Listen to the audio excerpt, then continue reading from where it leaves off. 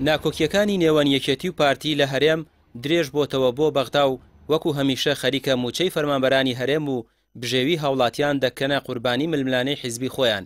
هەر ئەو ململانەیانە وای کردووە کەلێنێک دروست بێت و لێوە هەندێک لەو پەرلەمانتارانی چاویان بە هەرێم هەڵنایە ناکۆکیەکان بقۆزنەوە. پارتی گۆڕانکاریەکان لە بودجە بە ناپاکی و پیلانگێڕی دەزانێت و پێی وایە دەستی ناوخۆیی لە پشتێوەیەتی. یەکێتیش پێی وایە گۆڕانکاریەکان لە بەرژەوەندی هاوڵاتیاندایە. پەرلەمانتارێکی عێراق دەڵێت یەکێتی و پارتی کەوتونەتە ململانەیەکی تند و دۆسیەکان لە دژ یەک لە بەغدا بەکاردەهێنن. قەرارەکەی محکەمەی ئیتیحادی کە کاری پێکرێ ئەوەیە کە ئەڵێ نابێ پارە بچێ بۆ هەرێمی کوردستان.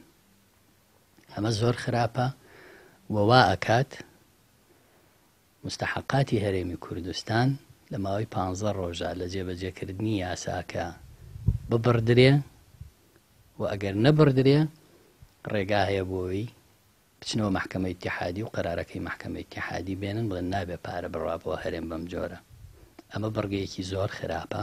گرفتێکی تریانەوەیە کە یەکێتی نیشتیمانی پێی وایە سلێمانی شایستەی دارایی خۆی وەک پێشوو پێنادرێ بۆیە بڕگەیەکیان زیاد کردووە لە ناڕازی بوونی هەر پارێزگایەک لە هەرێم لە مستحقاتی خۆی کە ئەولەویەت بۆ موچە و بۆ خانە نشینیە ئەگەر پارێزگایەک دوای ئەمە ناڕازی بوو لە حیسەی خۆی لە بەغدا شکاتەکە بەغدا ڕاستە و خۆ بەشە بودجە بۆ ئەو پارێزگایە ئەنێرێ.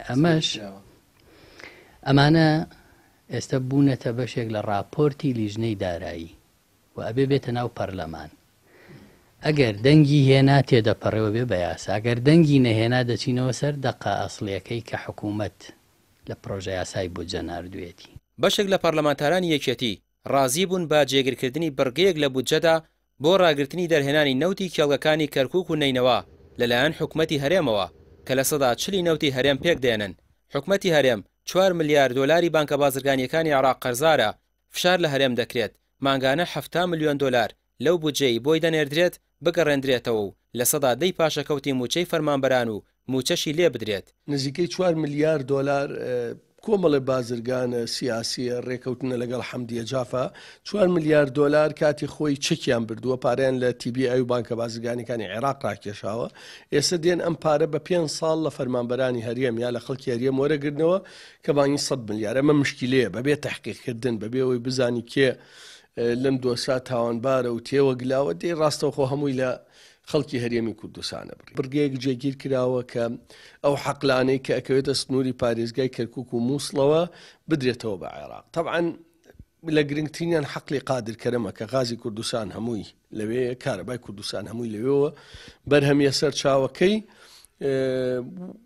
ئەگەرەوە ببڕێ کارەبا نامێنێ. ینی ئایم حەقلە دەیتەوە عێراق دواترم حەقلە غازە بۆ هەموو عێراق بەکارەهێنێتەوە یا بۆ هەرێم یان ئێمە وردەکاریە. بە هەمان شێوە حەقلی خوورمەڵەش کە نزیکەی سەر لە 130 نەوتی کوردستانی لێ بدرێتەوە بۆوان دوای ئەوە چی ڕووەدا.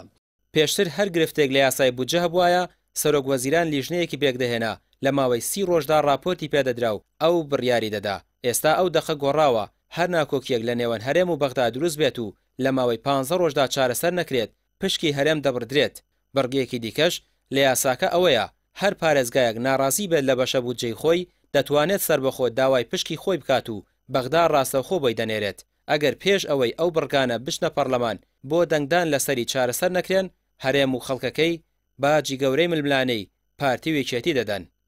ڕامیار عوسمان، کەناڵی پەیام، سلێمانی.